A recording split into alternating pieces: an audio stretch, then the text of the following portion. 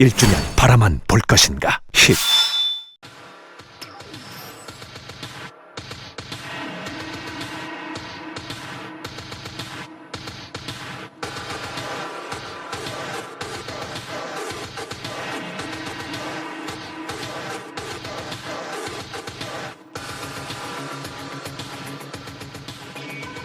Welcome, ladies and gentlemen, to the Grand Finals, the 2016 League of Legends KeSPA Cup. We are coming to you live from the Bexco Auditorium overlooking Haeundae Beach in Busan, South Korea, to bring you all the culmination of these past weeks of the KeSPA Cup. It's all come down to this. The KONGDOO Monsters coming straight out of Challengers, qualifying for LCK next season. We'll be here in the Grand Finals facing off a team that is no stranger to finals of all kinds. It is the ROX Tigers. Yep, and tonight's matchup is not a matchup I would have expected to see at the very start of this tournament, but KONGDOO have been looking so impressive in every single series that they've played, and ROX Tigers obviously no slouches either, just coming off of a win of SK Telecom, the world champions, yesterday in pretty dominating fashion, and Hina is just looking on fire, and Cry is really showing up this tournament. Yeah, gotta say, a lot of strengths where you're used to seeing them, but a lot of new faces also showing up very strong. Of course, here you can see entering the stage. This is your, maybe a newer team to see in the finals here. This is going to be the KONGDOO Monsters. Roach, Punch, Edge, Soul, and Cougar round out their lineup. I mean, Punch, fantastically tuned performance yesterday. Now we'll probably take a look at the ROX Tigers, who also had very strong lead-in performances yesterday as well. Now you can see the ROX Tigers coming on stage to thunderous applause. Of course, we all know their lineup has been fielded every single game of the KeSPA Cup. This is Smeb, Peanut, Cry, Prey, and Gorilla. Have to move up a little bit there for Prey. He's a pretty tall guy, but he's also been putting up some pretty tall orders, pretty tall numbers, whatever you want to call those stats. They're looking good. He's had great performances on Varus this tournament, Jhin as well, and really hasn't really been rivaled by any other AD carry performance. Yeah, so far this tournament he has been looking super fantastic, and now we're going to take a look at the two teams' history and their journey to the finals. First, it looks like we are going to get a quick interview with their coaches. You can see the brand new coach for the KONGDOO Monsters turning things around. It's going to be Jangmin Shul or Coach MC. So Coach MC, a lot of people are crediting you with the KONGDOO Monsters' recent success. What do you think about that? And Coach MC says, you know, I focus on creating an environment for the players where they can really practice freely, and all the credit really goes to the players who are the ones practicing and performing so well. I can see this is Coach Song from the ROX Tigers. Now, yesterday in the semifinals, you were able to defeat your opponent's SK Telecom T1. That must have been very pleasing for the whole team. And Song says, yes, indeed, they are coming into this game with high hopes. And every member of the team was very satisfied with yesterday's results.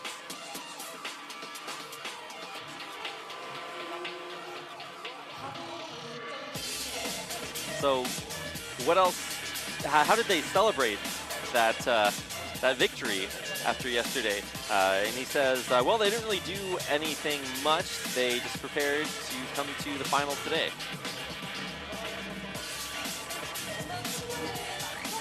So saying they took it pretty easy yesterday because they did have the final match to prepare for.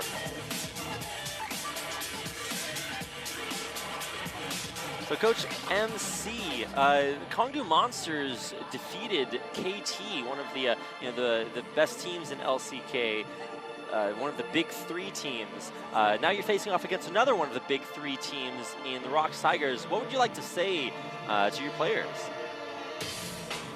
MC says, my players worked really hard, and we all came together to work hard to come here to the finals of the KeSPA Cup. Now we're planning on taking today's KeSPA Cup games and pave our way to LCK next year. And then, of course, KeSPA Cup fighting. So same question to the Rock Tigers coach Song.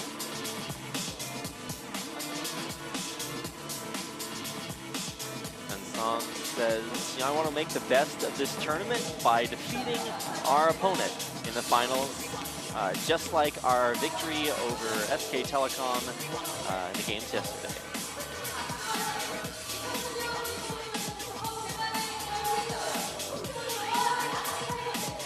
So the KeSPA Cup finals starts right now.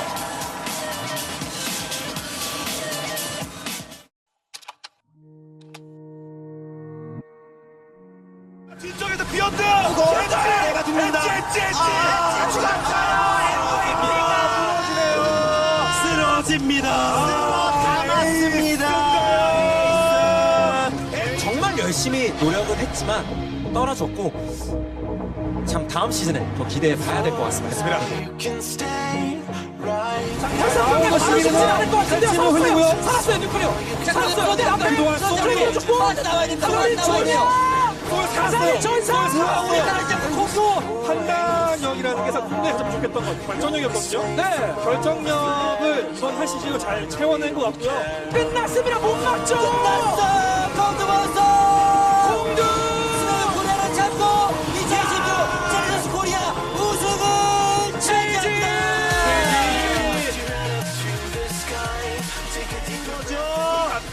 2017 스프링 시즌으로 간다! 네, 콩도 롤챔스로 컴백! 롤챔스로 복귀! 체력 관리 안 돼 있고 바로 빠지고 펀치 체력에 빠지고요. 포토로까지! 더블 킬을 기록합니다. 포토로 체력을 먹습니다. 여기서 반대전이! 발상력이 고고로 터집니다. 우리 먼저 잡아냅니다. 자, 로치 우승 디펜딩 챔피언인 ES 쉐머를 상대로 공도 몬스터가 여기서 성공을 가져갑니다.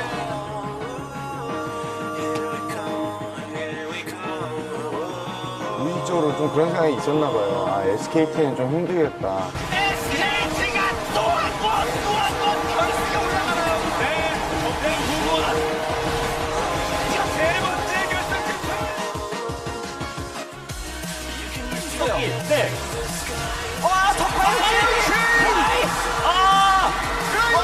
여기서 피를 빨게요.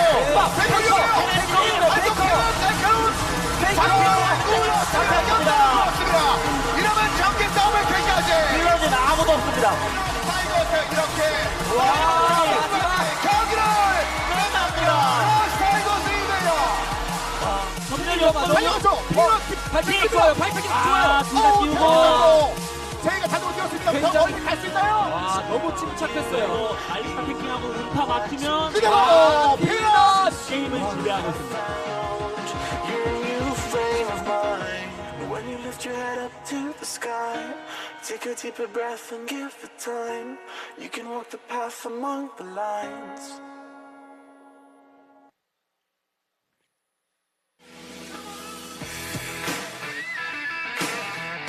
KONGDOO Monster and Rock Tigers have both walked their path right along the line here to the finals. The 2016 League of Legends KeSPA Cup. You can see the coaches, the players all on stage, ready to go for today's best of 5 grand finals match. Now there's 100 million won on the table here today, about $90,000. Of course, I think first place is about $35,000. That's a lot of Papa John's pizza, LS. That is indeed a lot of pizza. And, I mean, going into tonight's series, it's hard to assume that KONGDOO Monsters aren't going to have their work cut out for them against the Tigers. And Tigers certainly would like to win this tournament, obviously having failed to capture the World's title at the hands of defeat from SK Telecom. But tonight, I don't know. I really feel like it's basically going to be the jungler matchup, at least from my point of view, is if Punch can actually manage to keep up with Peanut. So far this tournament, I feel like he's outclassed every other jungler, and tonight's going to be his true test. And here we go, right into picks and bans for game number 1 with no hesitation and without any further ado. Game number 1 about to start right now. So the first big picks that we can talk about, Lee Sin, of course, very, very highly contested. Probably going to be a big pick to either look to be always banned or picked away by the team that does have a blue side. Yep. And so first ban from the KONGDOO Monsters being Varus. Varus, champion that we haven't really seen too often, but when we have seen it, it's actually been a pretty cool flex pick. And Prey, along with guys like Loken, have both had great performances. I think Prey a combined 7, 0, and 14 on 80 carry Varus, so great to see that taken out of there. And with the Vladimir ban, definitely heavily targeted at Cries. He has made some very strong statements about how good he is there, and there's the Lee Sin ban, so no questions asked. Taken away from really both Punch and Peanut. Yep, and I really feel like this sets up the jungler matchup to probably favor Peanut. I mean, Elise is most likely going to be guaranteed to be open unless Punch elects to take that away. But Ox Tigers on the red side, I don't know what their final ban will end up being, but you would suspect that they have to ban Syndra. Some great words there in the crowd. Prey, the 80 carry Prince. We'll see if any of his 80 carries are going to get banned out. We've already seen one taken away. No Jhin ban. It's going to round it up with a Ryze ban, so Edge will not be able to play that. That means that we've got things like Elise, like Syndra, both left open, and shouldn't be able to see Syndra make it too far through these pick phase. And there it is, already hovered there by the KONGDOO Monster. Yeah, and this is a little bit surprising for me because Edge has actually played Syndra twice. They've shown that they are capable of certainly playing Syndra, whereas the Ryze, Edge's performance on that Ryze champion was significantly less impactful than when he was on the Syndra. Yeah, it didn't really look very good. If I'm not mistaken, that was from their earlier series versus, did he play that in KT or was it before then? KT? Yeah, it was versus KT. So, did not look quite as good, but hey, Syndra is still a great champion to get off the board. Now, here's the hover over the Olaf. We've seen that be very highly prioritized, most notably by SK Telecom yesterday, but now we're getting a chance to see it locked in for Peanut along with Prey's Jhin. Yep. And the Olaf lock-in is, I guess, pretty standard at this point. I figured it would either be the Olaf or it would end up being the Elise, but Olaf will have the advantage against the Elise matchup. And Punch, however, hovering the Rek'Sai. So going for Rek'Sai here instead of Elise, Punch's Rek'Sai has been what really carried KONGDOO through the promotion finals all the way into LCK, along with his Gragas, but that was in a previous meta, so we don't really count those games too much. But the Jace lock-in top lane for Roach means that he is going to be looking to actually go up very strongly, fight off Smeb. Here come the next couple of very interesting picks here. Hovering over a Corki champion we've seen banned previously this tournament, but never picked. Yeah, we actually saw it banned against Kuzan on Jhin Air every single time that they were red side, I believe. And so I'm wondering if there's something about Corki that is a response to Syndra. Traditionally, this tournament, Zilean was actually one of the potential answers to Syndra, although we didn't get to see too much more of that. And so now we'll actually get to see what is up with that Corki, because no one else was playing it in solo queue, with the exception of Kuzan, and then obviously Jhin Air actually was knocked out of the tournament, so never got a chance to see that. But also going back to the junglers, so Corki Olaf is going to be an interesting 2v2 dynamic against Syndra Rek'Sai, because they have a lot of ways of just continuously being slippery and extending a trade in the mid lane, and that can get very dangerous for Syndra. Yeah, certainly a very strong champion, but not without her weaknesses. And now the final two picks coming in here for KONGDOO Monster. Looks like it could be an Ezreal Braum. Now, Ezreal's a champion we've seen somewhat strangely banned previously, even though certainly not up in that top 1 or 2 AD carry picks out there. With only Varus being banned, and of course Jhin taken away, curious to see things like Ashe and Caitlyn foregone to just get sold that Ezreal AD carry pick. Yep. And I mean, Seoul having only really played three AD carries this entire tournament, Ashe, Jhin, and Ezreal. I was honestly expecting the Ashe pick to come out just because it is a soft counter to the Jhin.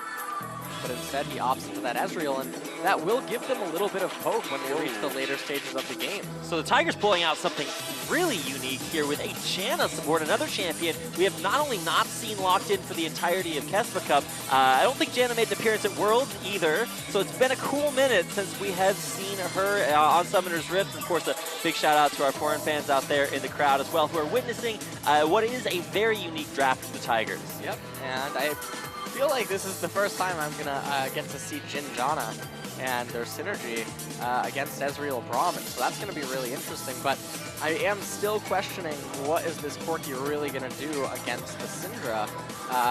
Traditionally, Syndra actually does eat the AD carries that try to come mid lane, most notably Ezreal and Lucian way back in the day.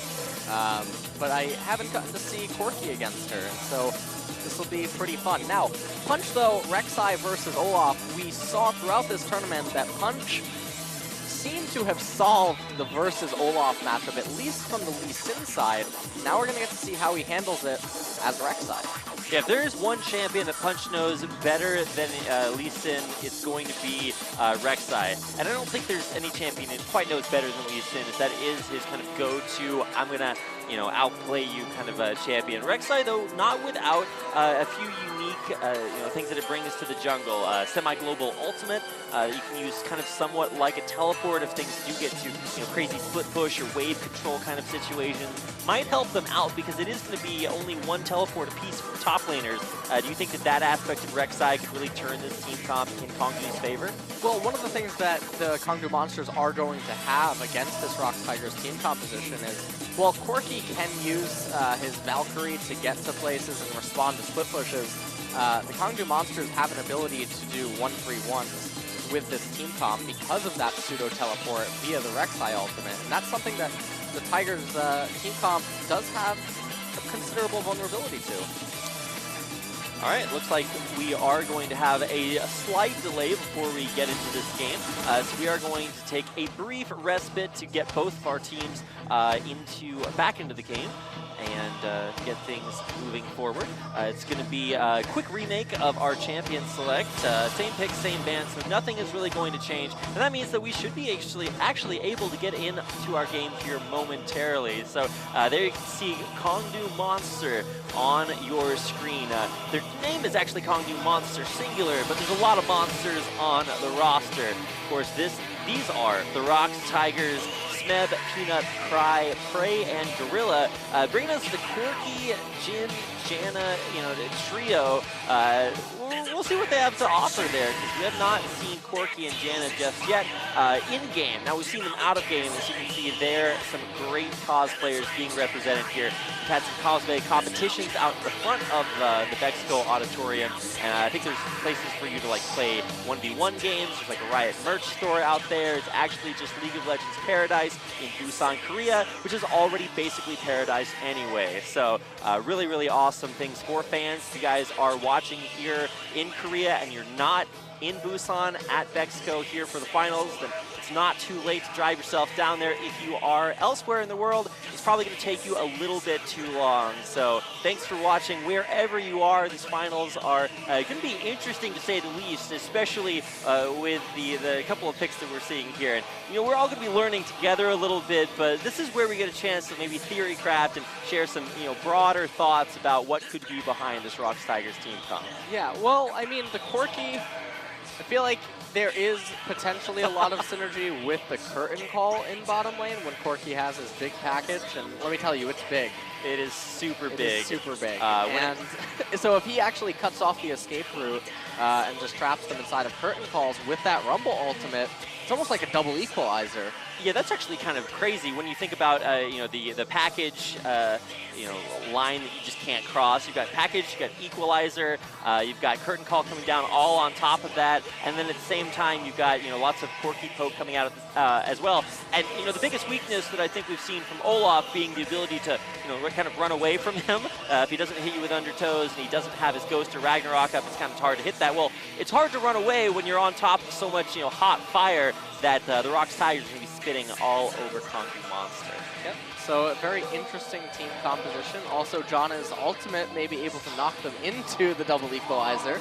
I want to see Gorilla go for these crazy like flash Jana ult, like wind set kind of plays. Yep. I don't know what there's got to be like a cool name for using the wind to knock people into like the fiery pits of hot lava. I don't know. We'll see what's going on there. Just a reminder, guys, we are waiting for the games to start. There's a difficulty getting actually into the game. Everything worked fine, and as soon as we get the client to cooperate with everybody where they are supposed to be, we'll be loading into the game as quickly as possible. So I do appreciate your patience here as we get to talk about all of this goodness. We've had a pretty interesting road for both teams getting here. We got to see a little bit of a highlight video of both of them before we got into champion picks and bans. So, Nick, what was your most memorable moment of KeSPA Cup since we've been here in Busan? I think Peanuts, Duskblade, Lee Sin. I think that whole game was actually quite memorable. Yeah, I just actually never seen a player hard carry that much on Lee Sin. Like, we got a chance to see Bengi's Olaf snowball kind of out of control yesterday, and that looked pretty scary, but he didn't do that Duskblade. And even in the final game of Rocks Tiger Series versus SK Telecom T1 yesterday, we got a chance to see Peanut go off a little bit, waiting and baiting Bang out there in the bottom lane to come forward, and then he blew his flash. He's like, okay, well, let me just walk straight back down there, and Peanut's like, wait, he's coming back into me, and he gets in there, gets the 1v1. That was super sick. So looking for the same kind of plays here, and while Lee Sin will be a very highly contested pick, that does leave us open to see maybe other picks that both junglers may have as their pocket picks. It's going to be hard for Peanut to do maybe the same thing with Olaf, but we'll see what he has in store. Yep. And, I mean, this team composition is very weird, to say the least. I'm, again, looking at the mid lane matchup of Syndra versus Corki. Normally, Syndra actually just eats Ezreal and Lucian. Now, Corki, another AD carry, however, a little bit more power to his punch and his ability to trade early because of that bomb. And I just don't know how that's actually going to occur. I expect, I guess, he goes into Hex Drinker as the first item to survive the burst, because otherwise, feels like if Syndra gets one kill in that matchup, that lane just probably ends. Although, I've never seen it before, so I actually don't know really what to expect. Well, he'll certainly have to be careful for the power of KONGDOO's punch, as that could definitely contribute in getting him the kill against him that might snowball him out of, or might snowball Syndra out of control. Of course, we all know what burst mages like Syndra do to squishy 80 carries in the mid lane. It doesn't look very good. Well, if you're a Rocks Tigers fan, there are quite a few Rocks Tigers fans here in attendance. You got a chance to see a few of them, and the fan signs out there in the audience early. Several KONGDOO Monster fans out there too. KONGDOO Monsters have yet to really get their mascot game on point. I want to look out in the audience and see a giant, guy wearing a fuzzy KONGDOO Monster suit. Yeah. I have yet to really see the KONGDOO Monster in reality, so I think that's the next step to leveling up their game. Maybe they'll add it for next season of LCK. One can only hope. For the Rocks Tigers, we did actually see a Rocks Tigers mascot yesterday. Really? They had that big fluffy white tiger head that they were wearing around. It was actually so sick, yeah. I thought that was just a fan. Well, no, it's not their official mascot, but it's at okay. least a big fuzzy tiger, which counts. What used to, back in StarCraft 1, they actually used to have mascots for all the teams. That is too. Everybody remembers Bunky, man. Bunky. Oh my God. SK Telecom mascot, Bunky. Oh well, it does appear as if we are about to get into this game. All of our issues have been resolved. That means we get to get down to business. Not to defeat the Huns, but to find out which of our two teams today will be able to defeat each other and claim the title. 2016 League of Legends KeSPA Cup champion. Now that our teams are actually getting in onto Summoner's Rift, we should be able to get in there along with them.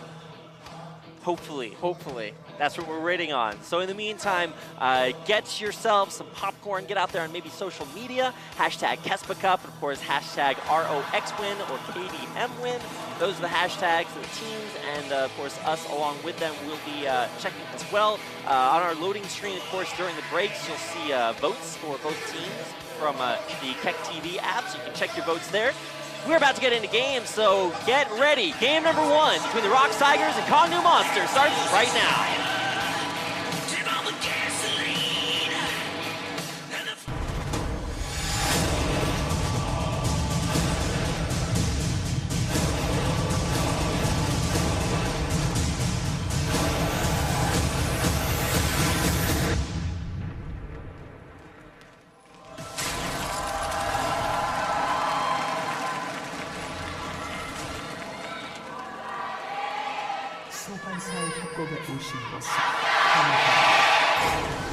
Huge cheers from both of our for both of our teams, from all of our fans here in attendance. The Mexico Auditorium in Busan, South Korea, setting ourselves up for game number 1 of the semifinal matchup. A Ghost already committed there from Peanut. He will land an undertow already, looking for a second one to land, forcing Roach to splash out already. And there's more undertows chained in. He's going to be locked out by an immediate deadly flourish for first blood on Peanut. Yeah, and this is such a good start for the Tigers, and we've been seeing them do starts like this at least the last 2 days here. They were doing it a lot against SK Telecom, and lots of aggressive openings, and they're really just taking advantage of the fact that all of the teams this tournament have just been opting to fan out. And that's actually really good capitalization. We've actually mentioned several times about how dangerous it can be to get caught out by Olaf's undertows, and you're just going to see that power right here. Yeah, so I mean, Roach tries to flash away, but unfortunately for him, the undertows from Olaf a little too obnoxious. And then that committal to skill up the captive, or the deadly flourish there, might not be the skill that you necessarily want to start with from Prey, but securing that first blood, especially for Peanut at jungler that can snowball so hard, more than worth it. Yep. And now we take a quick little peek at the mid lane. And going back down to bottom lane, Peanut, with that first blood, actually opted into a Ruby Crystal. So choosing to get a little bit of extra tankiness, not going for the extra long swords like you see on something like Lee Sin. Now, we talk about Olaf as maybe a little bit of a liability super late game, but early game, especially when it comes to snowballing, no champion does it quite like Olaf. Of course, Peanut, no stranger to snowballs there either himself. The statistics you're going to be seeing on your screen are talking about kind of the transition that KONGDOO Monster have had when they took over for the EM Fire roster a few years ago in LCK Spring. They did not do so well. They went 1-17 finally, but then they started to come back. They aced Challenger Series, had a pretty flawless qualification for LCK next season, and of course have been performing very admirably in KeSPA Cup. Yeah. And like I said, at the start of this tournament, I just expected them to actually get eliminated round 1, but then the level of play that they were showing was just on a totally other level than what I was expecting to see. And honestly, their games have looked so clean and refined. It doesn't look like the KONGDOO Monsters that we've ever seen before, and they look like they're even rivaling some of the top teams in Korea with their macro play. That individual plays, macro play, team play, it's all looked actually really good, especially pronounced in their series versus ESC Ever in the semifinals earlier on this week. You could really just see the contrast with KONGDOO Monster playing together as a team, but then also confident individually in their play there. That'll be really interesting to see, not just the jungle matchup, which we're going to be talking about quite a bit, since they have been very outspoken and with very outspoken performances. But also want to keep an eye here on the duo lane. When KONGDOO Monster win, Cougar is the one to put up some crazy assist scores, averaging, I think, upwards of like almost double-digit assists per game. So that's pretty insane to do when you're talking about your entire series performances. So got to keep an eye down here as Nice Unbreakable will allow his 80 carry soul to head back to base, grab that Tear of the Goddess and an extra pink ward. And just looking at all the lanes right now, they're still staying relatively even. And so far, though, Peanut has a little bit of a level advantage over Punch, and he found a pretty good counter jungle, so Punch is actually going to be considerably behind, at least in jungle routes for the time being. And what this basically means is that Punch's paths are now going to be also predictable, because they know exactly where he is, they know where he can go, what he can do, and what type of clears he's capable of. And so right now, KONGDOO Monsters, at least in their jungler component, not feeling so great. Well, here's a way to get back and get a little bit further ahead. Coming forward for maybe a steal here on the Raptors. Punch will go forward. He won't find anything. Has to support from Edge in the mid lane to make sure he's safe in his escape, but he will not be able to steal anything away from Peanut. And now he goes back and he'll clear out his wolves, I assume. But Peanut's almost level 6 and Punch is still level 4, and that's not something that you want to be happening. Oh my goodness, Cry just getting pressured so hard. And like we talked about earlier, you mentioned how the matchup mid lane can be super volatile. If Edge gets ahead, then Cry just dies over and over again. And I actually thought it was going to be the junglers influencing that, but it looks like Edge is just on top of it already. Yeah, I mean, I'm still waiting to see what exactly is the purpose of this Corki pick. Now, generally, teams do not necessarily just pick for lane, and oh no, Punch going for a counter jungler and getting met like, oh, okay, He well, won the smite fight. That's one way to do it. Now, he won't get control of the Wolf Spirit, but he does get a steal. Yes, but the reason that's so big is had Peanut won that smite war, Peanut would be level 6 right now, and he could be headed to bot lane while Punch is still level 4. So nice to see that experience getting taken away there. Punch, you know, putting himself a little bit further back in the game. Now, Peanut does eventually hit level 6, and he is headed down to bottom. He'll just need that pink ward to probably not be able to accomplish all that much, but still in the area. And it's nice to see Punch not just, you know, laying over and letting Peanut run rampant, getting in there, being aggressive, and getting a little bit of an advantage back. Of course, the Rocks Tigers not content to let that happen. Peanut deep in the enemy jungle, but won't find anything. Yeah, Peanut going very aggressive with his invades onto Punch, and this may be stylistic relative to how Punch has chosen to play against Olaf, and obviously the Tigers have been able to walk those games. Was able to destroy quite a few tunnels there for Rek'Sai, and with the roam down from mid lane, looks like the KONGDOO monsters might be in a little bit of a rust spot. Here comes the dive bottom, and this is something KONGDOO actually used to do so much earlier on in the tournament. Soul getting locked up underneath the turret, survives until he gets crit down. Cougar trying to run away, but he will not survive, and it's Peanut to pick up both kills for every kill of the game here for the Rocks Tigers. Oh, Roach. Oh, man. Oh man, he's going down, and this is not, oh, okay, he managed to trade at least one kill. All right. A little bit of a silver lining to the very cloudy life he just lived and then lost underneath that bottom turret. What strikes me immediately is how similar that play that the Tigers did was the ones that KONGDOO used to really run a train on Ever in the semifinals. Yeah, and a lot of this actually stems from Peanut's jungler routes. They're always pacing to be one step ahead of Punch, and so Punch has always been on the back foot this game, and they knew Punch is not level 6, so even if he did have tunnels in the bottom lane, he can't actually come to assist. So they call down Smeb, he throws down the equalizer, and from here, I mean, it's a 5-man party. Tries here, no one is really gonna live.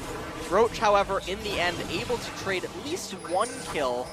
So, as you mentioned, a little bit of a silver lining. And in the meanwhile, though, Punch able to get a massive counter jungle off on Peanut, as you can see on the mini-map, and a little bit of damage done to the mid lane turret.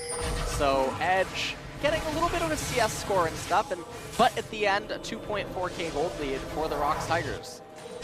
I mean, at this point, you're starting to get a little worried. Flashback to Bengi's Game 2 performance from yesterday on SKT, but this time it's Peanut's Olaf that is actually just ridiculously strong. 3 kills already. He's already transformed into Cinder Hulk. He's got Ionian Boots and Lucidity as well, and just really more than ahead of where he needs to be at this point in the game. So a big coordinated dive there by Rocks Tigers certainly secures themselves an early advantage, but at this point, what are we looking for as the next big spike that KONGDOO may be able to capitalize on? Well, KONGDOO monsters, they still have the luxury of Syndra is pretty strong right now. Unfortunately, though, Cry already having that Hex Sprinker complete, very unlikely that we're going to see a solo kill there, or even for them to really coordinate a 2v1 kill, because Corki is so safe with that Valkyrie. And here comes the play. Dive in mid lane, Punch right there for the counter gank. Going to be trying to tunnel away there. Hits the curtain call. Channels really all onto Edge, but he doesn't really take that much damage from it. And nice positioning, Punch saving that dive from going horribly wrong for the KONGDOO monsters. Yeah, and so the dive attempt was shut down in the end. There were resources invested to defend against it, though, and now Peanut clearing out the Scuttle Crab, although Punch may be looking to smite it away. And he does. Yeah. Second steal of the game there versus Peanut. very strong in his own right, but punches might look on point. And right now, probably the game will take a little bit of a reset. There's a lot of board coverage for KONGDOO monsters on the bottom half of the map, and this is something that seems to be a little part of their style, where they devote a heavy amount of board coverage to the bottom half of the map, and they really focus on the mid and bottom lanes, whereas Roach, up there in the top lane, is generally left on his own. See gold values on your screen right there. Peanut about 1,000 gold ahead of anyone else on his team, but KONGDOO splitting it pretty evenly across the board, of course, with the exception of Cougar's been doing a decent job supporting Soul, but getting dove early on will certainly put Rocks in a decent position down there. Really, the matchup I want to watch is the mid lane that we've been talking about. Cry in the danger zone when it comes to getting bursted down. But like you said, that Hex Drinker keeping him in the lane and really doing a much better job about preventing being bullied, as Edge has been doing early on. Just getting a cheeky little Raptor steal off as Gorilla comes up with Peanut to reveal Jigsaw. And Gorilla and Peanut just looking to clear out vision and secure vision control right now because of the recall time. And so Prey not being in lane, there's obviously no reason for Gorilla to be there either. At this point, Peanut showing in mid. Not really doing too much though, but I expect a lot of chaos to actually break loose when Jin finishes his first core item. Certainly getting there. The Youmuu's being worked on. Now, Peanut and Gorilla going in for some deep ward coverage, and Gorilla will get a couple of wards to stick there as he does exit safely. Now, the first dragon is a Mountain Drake, so of course very impactful when it comes to taking later game objectives, even early game objectives. It started out here by Peanut and Gorilla there to help him. Now, is this just a two-man dragon that they can afford to do safe and sound, or is KONGDOO Monster, it looks like they are reacting? Well, they are reacting to it, but the thing that they have to be careful with is Smeb has teleport, and you can see he's also backed up on the minimap in case they needed the teleport, doesn't want to get interrupted by Roach. So a pretty uncontested dragon right there, and you know, it's not like the early water drakes or ocean drakes or cloud drakes that we saw spawn in the last series we saw Rocks Tigers play. So why, as a very important dragon, was that so easy for the Tigers to take? Well, I mean, KONGDOO Monsters isn't really in a position to do anything, and oh my. Okay, that's actually just from downtown. I didn't even see Smeb on the screen, and the equalizer came down to really force that flash out of Roach. I didn't think that curtain call was really going to be capitalized on, but Smeb had other ideas, and you're starting to see this combo work out. Yeah, and so Prey and Gorilla have rotated top lane with Smeb, and this is one of the more common rotations that are occurring, is when you have successfully already raised the bottom tier 1 turret, mid lane is still unfolding, you just rotate up to top lane to pressurize their top laner and put them a little behind. And also, at the same time, there's a lot of pressure going on this blue buff right now, which Edge certainly trying to secure it. Peanut decides he's going to let this one go. Edge will be able to literally pick it up as he walks back to the mid lane. As far as CS goes, he's taking a little bit of a lead, but oh wow, I thought that was going to be a 1v1. But Arcane Shift's a good disengage ability. Cry asserting his presence on the bottom half of the map, saying to Prey, I'm the AD carry now. So they're choosing to actually keep Corki in the bottom lane and Rumble in the mid lane, and this is really interesting to me, primarily because the equalizer does have a very long range. So Rumble is acting as like a pseudo Jin in a way, where traditionally you would rotate Jin to mid lane. That way you're able to get that curtain call in either top or bottom for your split pushing lanes.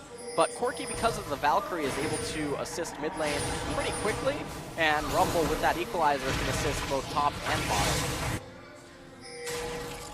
We've already seen that Jin Rumble combo earlier on.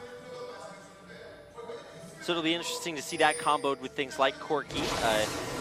Trying to be as flexible as possible. We actually touched on KONGDOO's flexibility earlier with the Rex side pick, and it certainly looks like it's already come to fruition, saving Edge there from a dive already in the mid game, or in the mid lane. Yet to really see him fall too far behind Peanut with all those early kills. Punch has been just holding his own. Yeah, he has been managing to keep up, and Piglet, off those 3 kills that he secured early on, he hasn't really done too much with it. Yep, you said Piglet, and I was like, well, there are world champions, you know, out there. We got to see him play yesterday, but not that version. Either way, Peanut is actually just a monster, and he's completely itemizing, you know, the tanky Olaf. We have seen more aggressive varieties, most notably highlighting the. I'm trying to remember what the most common first item on Olaf is. Righteous Glory. But he's not going that route this time. No, it doesn't seem like he's going that route indeed. And I mean, his itemization path this game is not really indicative of an accelerating Olaf, where he gets the Righteous Glory, or he gets a Solari's Locket or Dead Man's Plate or something and just keeps trying to charge at his opponents. Instead, he's taking a little bit of a more late-game focused Olaf route, which I think speaks to his intention early on, but you really wonder why the Tigers aren't choosing to just be so chaotic like we know that they can be. Do you think that's just them saying, if we take it late enough, we're confident that we win? Well, it could be indeed, and now Punch getting scouted out. Edge here just to apply a little bit of pressure to Peanut. Ooh, pretty reactionary Valkyrie backwards there by Cry to try to get out. We'll see who gets the smite there, and actually just the last auto attack. Punch will tunnel his way back away. A lot of damage turned backwards. There's a nice amount of stun, and Cry forced the Valkyrie, this time defensively again. A big equalizer trying to turn things back around. A true shot barrage that will just barely miss. Cougar again with a miss of his own. Peanut about to get locked down there. He's trying to Ragnarok away, but poke damage coming up. It's a big burst from Edge that will take Cry down, but a double from Smith to turn it back in Rox's favor. You're looking for more. The slow's landing on a Cougar, but Edge has a ton of damage to put right back on him. So Peanut's gonna have to be very careful. Smed down here below, and no turret to defend KONGDOO's duo is now. They are backs up against the literal wall. Exhaust there. Edge getting pushed into a wall, pushing Smep right back again. Cougar's life will be forfeit as Peanut picks up his 4th kill of the game. Yeah, and those were really big wins for the Tigers right now. It's not just the gold that they're gaining, but they also win victory over KONGDOO Monsters' red side jungle, which is going to directly coincide with the dragon coming up in a minute here. Prey probably going to recall. Oh, going in, and he gets the kill! Now Soul will die in the end of the turret, but having the audacity to get underneath that turret and take out Prey, who do you think came out ahead in that 1v1? Well, we'll talk about it after this fight. Yeah, so basically, I really love how Smeb, how long he held onto the equalizer there, and huge credit to Cry and Peanut managing to avoid that ultimate from Cougar. At this point, Smeb flashing over into the red buff, able to pick up the kill right there, but couldn't find another kill onto Edge until a little bit later when Gorilla arrived. Oh, Punch. We'll see if he can tunnel his way out of this one. He's getting burned down, slowed out by the Undertow. More to come, but a turret here to defend. Will it be enough? I don't think so. Peanut way too tanky at this point of the game. Will take out the opposing jungler. Takes him out, and now top lane under a lot of pressure that will draw the attention of Soul to come top. And it's a second Mountain Drake of the game. This is not what you want to be want to have happening to you right now, because while Smeb is free to stay top lane due to his teleport, Soul, on the other hand, would prefer to be in bottom because of that Mountain Drake that it looks like they're starting right now. Now, big pings on the top lane. Peanut there ready for the dive, but Cougar coming up here to help out Soul. Peanut will get stunned out there by the concussive blows. A big stun there, but an equalizer to maybe turn it back around. Blue buff. Okay, going to get grabbed, but it still will regen, and that will make it more difficult for Edge to take it as the rocks pressure top side of the map, while that very valuable Mountain Drake stays alive. Yeah, the Mountain Drake actually not just being taken by Cry and Gorilla is a little bit surprising to me. I feel like they could have just taken that for free, and there would have been no way for KONGDOO to have any say about it. But instead, Mountain Drake's still on the board, and you have to wonder why the Tigers didn't take it there. Maybe they're trying to use it as an objective to bait KONGDOO into a fight. That is always possible. Well, now this red buff almost baiting out a fight. Oh my god, Roach actually takes it. I actually thought that was maybe a little overzealous by Punch to use the smite on Raptors and leave red buff up, but he's got a top laner that locks it down, and now that Mountain Drake, number 2 of the game, started here by the Tigers with nothing there to steal. So Mountain Drake number 2 really opens up the Baron possibility. So if KONGDOO Monsters makes any sort of a mess up where they might lose 2 members or something, it can immediately result in the Tigers just going for a Baron burst. Starting to stack that up. Certainly if a 3rd Mountain Drake comes up, that is absolutely do or die for KONGDOO. Didn't get a chance to see what the next one is, Check that out as the game continues. Punch up on the top side of the map where Soul found that earlier 1v1 against Prey. He's actually looked pretty solid, but he has yet to really complete that big power spike from Trinity Force. Opting to go for Muramata first. Yeah, he has gone from Muramata first, and it is the Trinity Force instead of the Ice Flowing Gauntlet.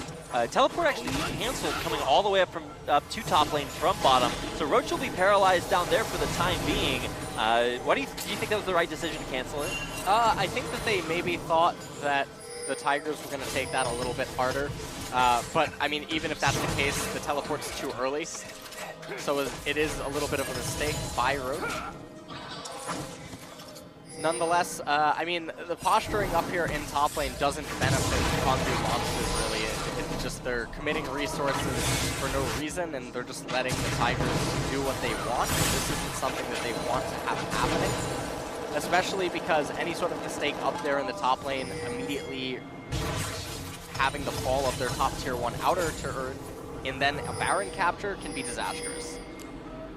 Certainly can be. Still have yet to really see Cry's Corki pick pay off. He's 0-2 right now, and while he does still offer this poke at the time of scaling and full, what is the real point of this? Is it just looking for that big package later? You know, I'm still not entirely sure what the purpose of the Corki pick really is. Maybe this is his Galio version to put himself on the board with a unique pick versus Faker. I don't know. Either way, it's nice to see it coming back. There's the package used right before it expires. Repositioned back towards mid. And so we won't see the double equalizer here, but Smeb does still have that ultimate up as the Tigers try to siege. Yep. And I can't see a way for them to really hold this first turret. But certainly they should be able to resist the second one. Curtain call. And there comes the big equalizer. It's only going to catch Punch. Arcane just control the reposition here. So with Punch dropping low, will be able to just barely survive. A nice exhaust last second onto Edge. Keeps Smeb alive for now. A nice stun backwards, and there's another knockup from the Glacial Fissure as Cry and Gorilla and Smeb all drop very, very low. Now Soul trying to get on the chase, but nothing else to find any of those very low Tigers. Yeah, and that was actually a beautiful turnaround by the KONGDOO monsters. They almost managed to pick up a few kills with some pretty stacked combos, and that's not something that I would expect to see out of that team composition, but KONGDOO able to force the Tigers back, and they get a little bit of a breather, and we check that out right here. So the stun coming out from Edge met immediately by the curtain call from Prey, and from here I really thought that Punch was going to go down. Cougar able to get there at the last second, black the undertow from Peanut, and at this point the multi-man stun coming out of Edge into Soul's ultimate, and then I really just expected Cry to go down, but he flashes last second. Yeah, absolutely insane performance here by Soul, finding those clutch 1v1s top lane, and then able to land huge two-shot barrages to really help turn that fight around. That kind of wombo combo, reminiscent of the one we saw in the highlight reel of how KDM got here in their game versus their series versus Ever, able to just completely coordinate everything all at the same place. A trait we have, might seem of like a foregone conclusion, but certainly more difficult to pull off, and we have the coordination to do it. Cry playing very carefully, still 0-2-5. Looks like he's performing more of like a supported poke role here to the mid lane, in the absence of having a champion like, say, Varus banned out. Yeah, I mean, I'm still not really seeing what Corki offers, with the exception of being a little bit more safe and slippery than a Varus pick, but at the same time, I feel like that comes at the loss of damage, so it's a little bit of a trade-off in that sense. But, I mean, so far the Tigers have managed to use Cry effectively in some scenarios, but I feel like the main point so far has actually been Prey and Smeb synergy with those curtain calls and equalizers. Always kind of interesting to me to think about what we were lauding Cry for yesterday as sort of being the Rocks Tigers mid laner that could do to Faker what Kuro never could. And this time around, it's Edge coming back. I mean, Edge, if I'm not mistaken, used to be like a substitute. Now he's really coming up big for his team. There's the equalizer, turn backwards. Azanius will keep Smeb alive for a little bit longer. Roach there to fall, but look at the damage coming through. Who's going to turn it back around? It's Punch actually actually knocking him up for a big turnaround. He's going to try to find the last second kill in onto Peanut, but he will not be able to save that in the end. It's a 1-for-3 exchange and Rocks come out on top. Yeah, it's a 1-for-3 exchange, and you look where Soul is up there in the top lane, and honestly, he has no business being that far forward. Even though they have vision coverage, they don't gain anything off of that. Because of his positioning on the map and being unable to respond to what the Tigers just did as a proactive play, ends up resulting in the loss of major objectives all across the map. True shot barrage down here. We'll see if Soul can come back and really assert his dominance down there. Trinity Force and Muramana completed. So very, very strong spike for him, but there's only so much one Ezreal can do. See if he can do it now that he is down on the half of the map where there are actually enemy champions. And the next dragon about to spawn in a second. Tracer, he wants to recall before it though. Oh, there's Peanut. He's doing it again. It's not Lee Sin, but he's still looking for it. Ragnarok for some extra damage, and Roach, he's probably not making it out of here. There's the assist credit going to Gorilla, and Peanut with these 1v1s out of the bushes. Incredible performance there, and it will allow KONGDOO, though, on the other side, they don't have to worry about Peanut, but they might have to worry about these equalizers coming up to stop this Baron attempt. Now, it is being dropped very, very quickly, and it certainly looks like KONGDOO will be able to close it out. They do get the smite, but can they survive? There's the curtain call already slowing them down. A huge equalizer right around the corner. Roach, or Punch rather, going one way. Cougar trying the other way. A Glacial Fissure to really kind of seal that tri-bush off, but Cougar gets crit down over the wall, or taken down rather. As Edge still looking for a turnaround. Now, he will get the damage and a stun there on a Prey. The ult to find a kill, and Edge will trade his life for praise. So a little bit worthwhile in that sense. And there's still Baron buff on 2 members of KONGDOO. There's still Baron buff on 2 members, and I mean, in the end, they technically lost 3 because Roach went down at the very beginning of that. They pick up a tower, and so in the end, this isn't just them capturing the Baron, it's also denying the Tigers' ability to have captured the Baron.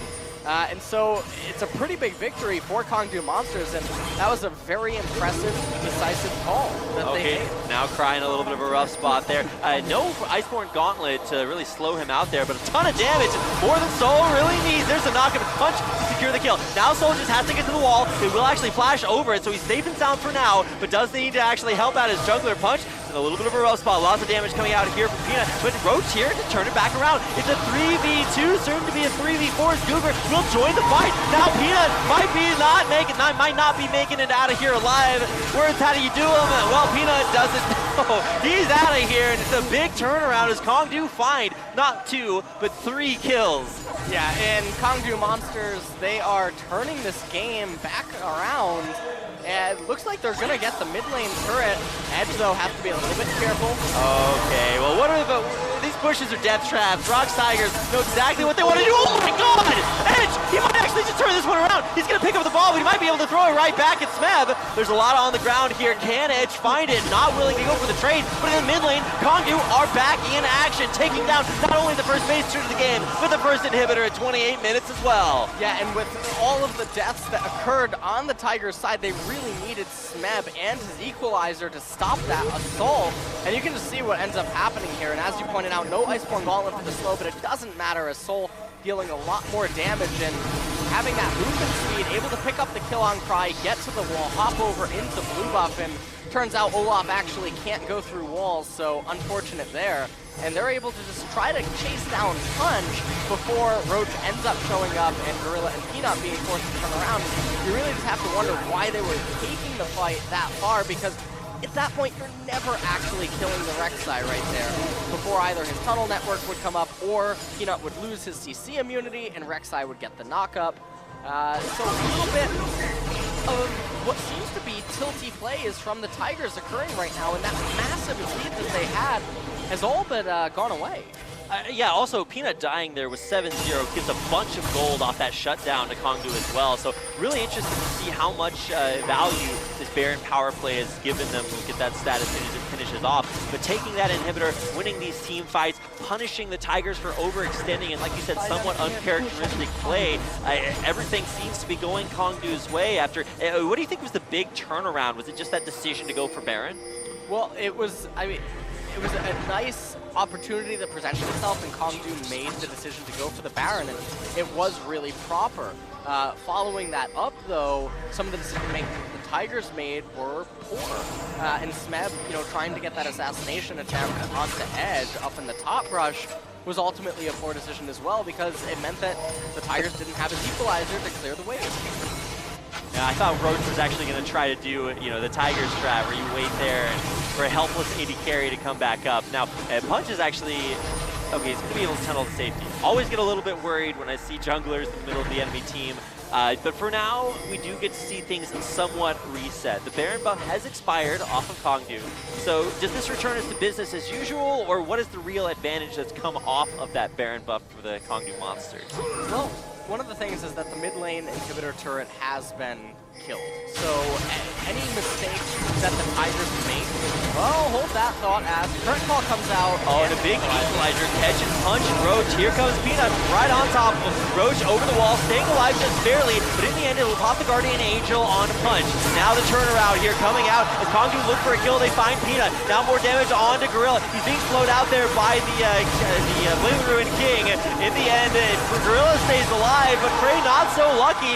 KONGDOO find pick after pick. They're looking for one more. It's a tunnel forward from Punch. He's trying to catch in on a Gorilla who gets forced right into a shock blast. And they might actually be trying to take the game, and this is what I was actually about to reference, is with that mid lane inhibitor turret open, they have super minions. Smeb doesn't have the equalizer right now. Corki does have his big package. We'll see how big it is, or if it is big enough. Soul looks like he's waiting for another 1v1.